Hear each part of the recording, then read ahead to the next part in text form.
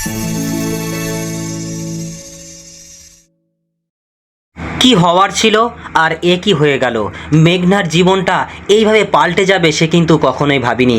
এদিকে তাই তাই এলা বারবার বোঝাচ্ছে যে ভালোবাসা এক ধরনের শান্তি, ভালোবাসা পারে না এমন কোনো কাজ নেই, ভালোবাসার মাধ্যমে মহৎ জিনিসও সহজ হয়ে যায়। কিন্তু গোরা প্রচণ্ড রকমের রাগে উত্তেজিত হয়ে উঠেছে। আর এদিকে মৈনাক মনে মনে ভাবতে লাগে যে মেঘনা তুমি বিয়েটা করে নাও, তুমি বিয়েটা করে নাও, তাহলেই কিন্তু তোমার পক্ষে মঙ্গল। আর আমি এই স্বপ্ন কোনোদিনও ছাড়তে পারবো না। এই সেন এরা, এই সেন সাম্রাজ্য আমি আমার মতো করে তৈরি করব। এদিকে তখন দেখতে পাচ্ছি যে গোরা এতটাই রেগে গেছে সে কিন্তু প্রচণ্ড রকমভাবে একেবারে সামনের দিকে এগিয়ে যায় আর গিয়ে মেঘনাকে বলতে লাগে, চল মেঘনা, তোকে এ বিয়ে করতে হবে না, কোনো মতেই তোকে এ বিয়ে করতে হবে না। এদিকে তখন মেঘনার বাবা এসেও কিন্তু গোরাকে আটকার বলতে লাগে, গোরা তুমি এ কাজ করতে পারো না। কিন্তু গোরা তাদেরকে পরোয়া না করে সামনের দিকে যেই না মেঘনার হাতটা ধরে টেনে নিয়ে চলে যাবে, এমন সময় সেখানে আমরা দেখতে পাচ্ছি মেঘনা দাঁড়িয়ে গেছে এবং মেঘনা দাঁড়িয়ে তার ভাইয়ের হাত থেকে, দাদার হাত থেকে হাতটা ছাড়িয়ে নেয় আর বলতে লাগে যে আমার কপালে যা আছে আছে, সবাই যখন চাইছে বিয়েটা হোক, সবাই যখন এই বিষয়ের দিকে তাকাচ্ছে, তাহলে আমিও এই বিয়েটা করে নিই। কিন্তু এদিকে গোরা বলতে লাগে, না রে মেঘনা, তুই ভুল বুঝছিস, ভুল বুঝছিস, তুই ভুল ভাবছিস, এদের কথায় বিশ্বাস করবি না। কিন্তু মেঘনা বলতে লাগে, না, আমি যেটা বুঝেছি সেটাই ঠিক, বিয়ের অনুষ্ঠানটা শুরু করা যাক। এই বলে কিন্তু বিয়ের অনুষ্ঠানটা খুব সুন্দর করে মিটে যায়। এবং এদিকে দেখতে পাচ্ছি যে বিয়ের অনুষ্ঠান যখনই চলছে এমন সময় সেখানে এরার যে বোন, এরার বোন সে কিন্তু সামনের দিকে এগিয়ে আসে আর এরার পাশে এসে বলতে লাগে, দেখ এদের বিয়েটা তো ঠিকঠাক হচ্ছে, কিন্তু দেখ তোর কিন্তু এটা 13 নম্বর বিয়ে, সেই 13 নম্বর দেওয়া বিয়ে কিন্তু কখনো ভালো নাও হতে পারে, এই বিয়েটা দেখিস তোকে খুব পস্তাতে হবে। তখন এলা বলতে লাগে, না রে, কোনো ব্যাপার নেই, কিচ্ছু হবে না, আমার একটা অন্য জগতে হারিয়ে যাব। তো যাই হোক, অন্যদিকে দেখতে পাচ্ছি গোরা যখন দাঁড়িয়ে রয়েছে তখন সেখানে রেমু চলে গেছে এবং রেমু গিয়ে বলতে লাগে, দাদা ভাই চল এখান থেকে চল। তো যাই হোক, বিয়ের পর্ব যখন মিটছে সবাই কিন্তু খুবই খুশি, খুবই আনন্দিত হতে শুরু করে দিয়েছে। আর এদিকে তখন এলা বলতে লাগে, দেখ ভালোবাসা জিনিসটা অনেক মহান একটা জিনিস, সেই ভালোবাসা দিয়ে অনেক কিছু জয় করা যায়। আজকের এদের বিয়েটা দেখ কি হওয়ার ছিল আর কি হয়ে গেল, এদের বিষয়টা সত্যি একটা মহান জায়গায় মানে তৈরি হয়েছে। এদিকে তখন গোরার দাদু সেও কিন্তু এলাকে বলতে লাগে, এলা তুমি ছিলে বলেই আজকে কিন্তু আমাদেরকে একদম মহানভাবে তুমি আমাদেরকে ভরিয়ে দিয়েছো, তোমার জন্য আজকে আমাদের ফ্যামিলিটার মুখে এতটা হাসি ফুটেছে, তুমি কিন্তু এই বিয়েটার মাধ্যমে আমাদের সেন পরিবারের সঙ্গে একেবারে ওতপ্রোতভাবে জড়িয়ে গেলে। তখন সেখানে এলা বলতে লাগে, না দাদু ঠিক আছে, কোনো সমস্যা নেই, আমি অবশ্য সবসময় ম্যাচিং করি তো, আর এলা যেখানে থাকে না সেখানে গিয়ে জাদু হয়, সেক্ষেত্রে জাদু হয়ে যাবে, কোনো সমস্যা নেই, কোনো সমস্যা হবে না। তো এইভাবেই কিন্তু কথোপকথন চলতে লাগে এবং এমন সময় সেখানে কিন্তু আবারও কিন্তু এলার যে মামাতো বোন সে কিন্তু বলতে লাগে, দেখ এলা, আমাদের কিন্তু অনেকবার ফোন করা হয়েছে বাড়ি থেকে, এক্ষুনি যদি 10 মিনিটের মধ্যে পৌঁছাতে না পারি তাহলে কিন্তু সব গন্ডগোল হয়ে যাবে, আমাদের কিন্তু বাড়িতে ঢুকতে দেবে না। তখন সেখানে এলা বলতে লাগে, আমরা না চলে যাচ্ছি, আর 10 মিনিটের মধ্যে যদি বাড়িতে পৌঁছানো না যায় তাহলে কিন্তু আমাদের শেষ করে দেবে। তখন সেখানে গোরার দাদু বলতে লাগে, আর কি ব্যাপার, তোমরা না খাওয়া দাওয়া করে চলে যাবে? তখন সেখানে এলা বলতে লাগে, না থাক দাদু, আজকের দিনটা থাক, আমাদের এক্ষুনি বাড়িতে চলে যেতে হবে। এই বলে কিন্তু তারা যেখান থেকে সেই না বেরিয়ে যাবে বিয়ের পর্বটা মিটতে। এমন সময় সেখানে দেখতে পাচ্ছি যে সেখানে কারোর একটা পায়ে পা লেগে কিন্তু একেবারে এলা মানে যেই না পড়ে যাওয়ার উপক্রম করে, এমন সময় সেখানে কিন্তু গোরা এলাকে ধরে ফেলে এবং তখন এলা বলতে লাগে, কি ব্যাপার মশাই, কি হচ্ছে বলেন তো, আমি তো বারবারই বলছি আপনি ইচ্ছা করে করে আমাকে টাচ করছেন তাই না? তখন সেখানে গোরা কি করে, ঝপ করে তাকে ছেড়ে দেয়। আবারও এলা চিৎকার করে উঠলে এলাকে আবারও কিন্তু ধরে ফেলে আর বলতে লাগে, দেখুন আপনি আমার দিকে এমন করে তাকিয়েছেন কেন? হ্যাঁ দেখতে পাই আমি অতটা সুন্দর, আমি খুব সুন্দর, আমি দেখতে খুব সুন্দর, ঠিক আছে, কিন্তু আমার কিন্তু বয়ফ্রেন্ড আছে। তখন গোরা আবারও তাকে ছেড়ে দেয় এবং মাটিতে পড়ে যায়। তখন সেখানে গোরা বলতে লেগে, দেখেছেন ভালোবাসা করলে এরকমভাবে কিন্তু মুখ থুবড়ে পড়তে হয়। তখন সেখানে এরা অবাক দৃষ্টিতে শুধু গোরার দিকে তাকিয়ে রয়েছে। আর অন্যদিকে আমরা দেখতে পাচ্ছি যে সরলা মানে এলার যে মামি সে কিন্তু পাত্রপক্ষ নিয়ে বাড়িতে হাজির হয়ে গেছে এবং সবাই কিন্তু অধীর আগ্রহে অপেক্ষা করছে, কিন্তু এলা কোনো মতেই কিন্তু বাড়িতে পৌঁছাচ্ছে না। তখন সবাই যখন অপেক্ষা করছে, দুশ্চিন্তা করছে, এমন সময় সেখানে কিন্তু আমরা দেখতে পাচ্ছি ঐশী কিন্তু মানে আড়াল থেকে মনে মনে ভাবতে লাগে, আরে এই বিয়েটা তো আমার জন্য। আর কাকুটা তো খুব সুন্দর বাবা, ও ড্রেসটা তো খুব সুন্দর বাবা, গলায় আবার সোনার চেন, সর্বনাশ, হেভি সুন্দর তো নাই কাকুর গলায় মালাটা টাকাটা আমাকেই দিতে হবে। এই বলে সে এলা তার কাছে এসে হাই হাই হাই হ্যালো করতে লাগে। আমি কি জল দেবো, আমি কি একটু কফি করে দেবো, আমি না খুব সুন্দর কফি বানাতে পারি, আমি রান্নাঘরের অনেক কাজ করতে পারি। তখন সেখানে সবাই মিলে তাকে ধরে নিয়ে বাইরের দিকে বেরিয়ে যাওয়ার উদ্দেশ্যে রওনা হয়। বলতে লাগে যা এখান থেকে, ঐশী তুই এখান থেকে যা।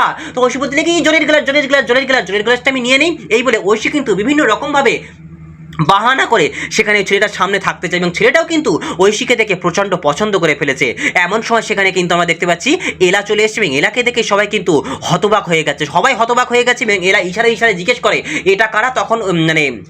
তখন ঐশী বিষয়টাকে ম্যানেজ করে বা ওর মাটা বলতে লাগে যে এই সেই পাত্রপক্ষ যার সঙ্গে বিয়ে দেওয়ার কথা রয়েছে। আর তখনই কিন্তু এলা প্রচণ্ড রকমের ভেঙে পড়তে শুরু করে দেয়। আর আমরা দেখতে পাচ্ছি এলা তখন কি করবে সেখানে সামনের দিকে এগিয়ে এসে বলতে লাগে কি ব্যাপার সুজিতদা, ভালো আছো তো, ভালো আছো তো, তোর মালতী কেমন আছে? আর যেই না বলেছে মালতী কেমন আছে, হঠাৎ করে কিন্তু সুজিতের একেবারে দমটা লেগে যায়। সঙ্গে সঙ্গে বলতে লাগে না না না। এদিকে তখন সুজিতের মা জিজ্ঞেস করতে লাগে হ্যাঁ রে সুজিত, মালতীকে।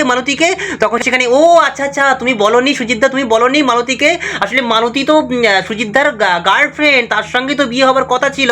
তখন সেখানে সুজিত বলতে লাগে আরে বিশ্বাস করেন মা, আমার কিন্তু ওর সঙ্গে কি বলবো, ওর সঙ্গে সে সম্পর্কটা কেটে গেছে বলে আমি কিছু বলার প্রয়োজন মনে করিনি। এদিকে তখন আমরা দেখতে পাচ্ছি সবাই যখন এরকম রাগান্বিত হয়ে রয়েছে, তখন সেখানে আমরা দেখতে পাচ্ছি যে এলার মামি বলতে লাগে আরে মেয়েটা না বড্ড বেশি পাকামো করে। এদিকে তখন দেখতে পাচ্ছি হঠাৎ করে কিন্তু সেখানে বদিদা চলে আসে। বদিদা আসতেই কিন্তু এলা ছুটে যাওয়ার বলতে লাগে বদিদা গিয়ে কিন্তু বদিদাকে একেবারে আদর করতে ব্যস্ত হয়ে পড়ে। আর এমন সময় ওদের সামনে পাত্রপক্ষের সামনে যখন অন্য একটা ছেলেকে মেয়ে আদর করছে, তখন সেখানে বলতে লাগে এই ছেলেটাকে। তখন সেখানে নিজেই বলতে লাগে আরে এই তো আমার বয়ফ্রেন্ড, এর সঙ্গেই তোমার বিয়ে হওয়ার কথা রয়েছে। আর এদিকে মামাতো বোন সেও কিন্তু বলে দেয় যে হ্যাঁ সত্যিই তো, সারা গ্রামের লোক জানে বইদার সঙ্গেই আমার এলা দিদির বিয়ে হবে। আর এমন কথা শুনতে কিন্তু পাত্রপক্ষ প্রচণ্ড রেগে যায়, রাগান্বিত হয়ে যায়। আর এদিকে তখন দেখতে পাচ্ছি এলার মামি প্রচণ্ড রকমভাবে প্রেশার ক্রিয়েট করতে শুরু করে দেয়। দেখ কি বলবো, এলার মাকে বলতে লাগে দেখ তোর মেয়ে যা করছে এটা কিন্তু খুব ভালো হচ্ছে না, তোদের কিন্তু এই বাড়ি থেকে আমি তাড়িয়ে দেবো। আমি বললাম না এই বিয়েটা যদি না হয় তাহলে কিন্তু তোদের এই বাড়ি থেকে 7 দিন সময় দিলাম, 7 দিনের মধ্যে কিন্তু বাড়ি থেকে বেরিয়ে যেতে হবে। এমন সময় সেখানে কিন্তু ঐশী চলে আসে। ঐশী এসে বলতে লাগে না না মামি সে কাজ করতে হবে না, আরে পাত্রপক্ষ আরে এলার জন্য কেন, আমি রয়েছি তো, আমি বিয়ে করব। আর এমন সময় পাত্রপক্ষ কিন্তু মা প্রচণ্ড রেগে যায়, বলতে লাগে কি হচ্ছে কি সব, কোন মেয়েটা বিয়ে করবে না করবে। তখন সেখানে ঐশী এসে বলতে লাগে আসলে আমি বিয়ে করতে চাই, আসলে ওর তো পাত্র ঠিক হয়ে রয়েছে, আরে বিয়েটা তো আমাকে দেওয়ার জন্য। এদিকে দেখুন সুজিত যে ছেলেটা দেখতে এসেছিল সে বলতে লাগে হ্যাঁ সত্যিই তো আমার এই মেয়েটাকে খুব পছন্দ হয়েছে। আর অন্যদিকে আমরা দেখতে পাচ্ছি যে দীপ্ত কিন্তু মেঘনাকে বিয়ে করে নিয়েছে, সুন্দর করে সিঁদুর দেওয়া হয়ে গেছে এবং তারা কিন্তু একে অপরের মধ্যে হারিয়ে যাচ্ছে।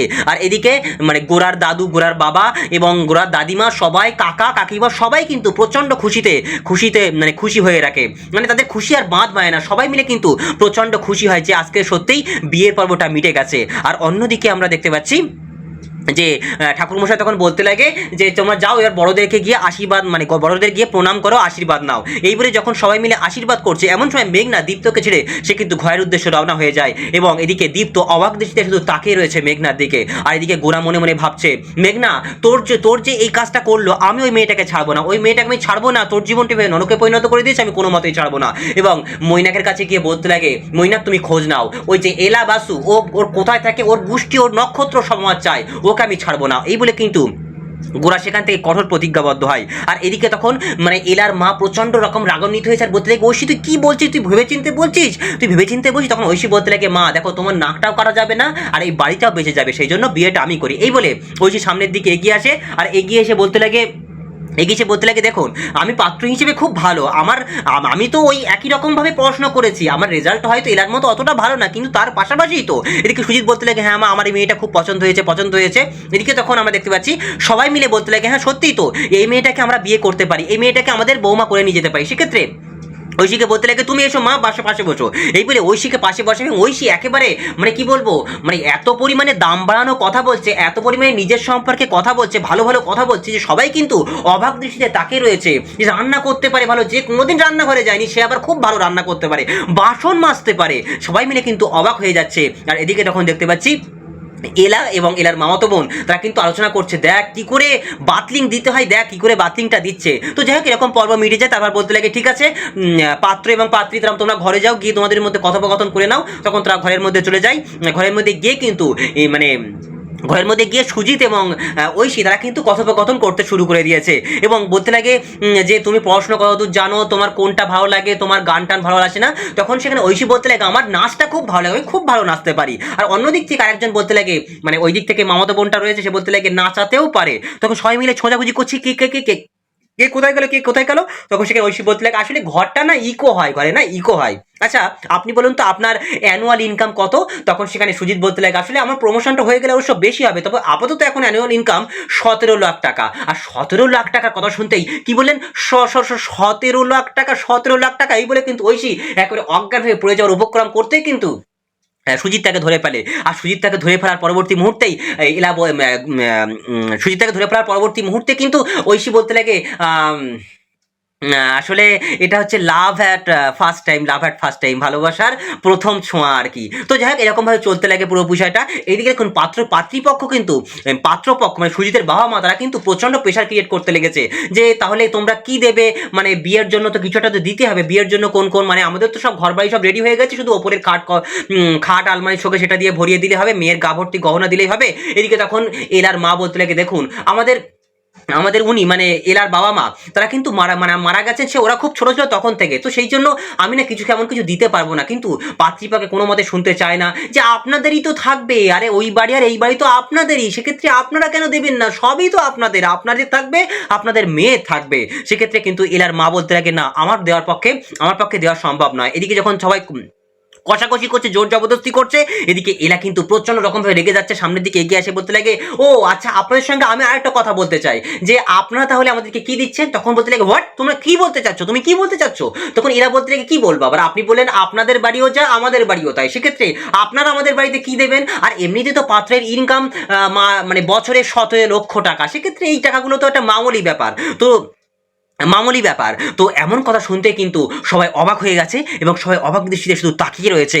আর এদিকে এলার মামি কিন্তু প্রচন্ড রেগে যাচ্ছে, কেন এরকম কথা বলা হচ্ছে। আর অন্যদিকে মানে এর পরবর্তী পর্বে আমরা দেখতে পাবো যে এলাকে কিন্তু প্রচন্ড অপমান অপদস্থ করছে কে, ঐশী বলতে লাগে তোর দ্বারা কিচ্ছু হবে না, তোর কপালে কিন্তু কোনো ভালোবাসার মানুষ জুটবে না, বদিদা তোকে সত্যিই ভালোবাসে না, তোকে বদিদা কোনো মতেই সত্যি ভালোবাসে না, তোর জীবনে ভালোবাসার মানুষ জুটবে না। আর এদিকে আমরা দেখতে পাচ্ছি যে গোরা মেঘনাকে বলছে যে তোর জীবনটা যে মেয়েটা নরকে পরিণত করেছে, তোর জীবনটা যে মেয়েটা রসাতলে পাঠিয়েছে, ওকে আমি ছাড়বো না, ওর জীবনটা আমি শেষ করে দেবো, ওকে আমি শেষ করেই ছাড়বো। এদিকে তখন এলা প্রচন্ড কষ্টের মধ্যে হারিয়ে যাচ্ছে, মনে করতে লাগে যে ভালোবাসা সবাইকে আমি রূপকথার গল্পের মতো সবাইকে আমি সাজিয়ে দিয়েছি, কিন্তু আমার ভালোবাসা আমার রূপকথার গল্প কি কখনো লেখা হবে না, কি জানি কি হবে, এই বলে কিন্তু এলা প্রচন্ড দুঃখ করতে লাগে। তার জীবনে কি কোনো সঠিক ভালোবাসার মানুষ আসবে না, বধিদা তাকে ঠকিয়েছে, তাহলে কি হতে পারে পরবর্তী মুহূর্তে অবশ্যই কমেন্টে জানিও।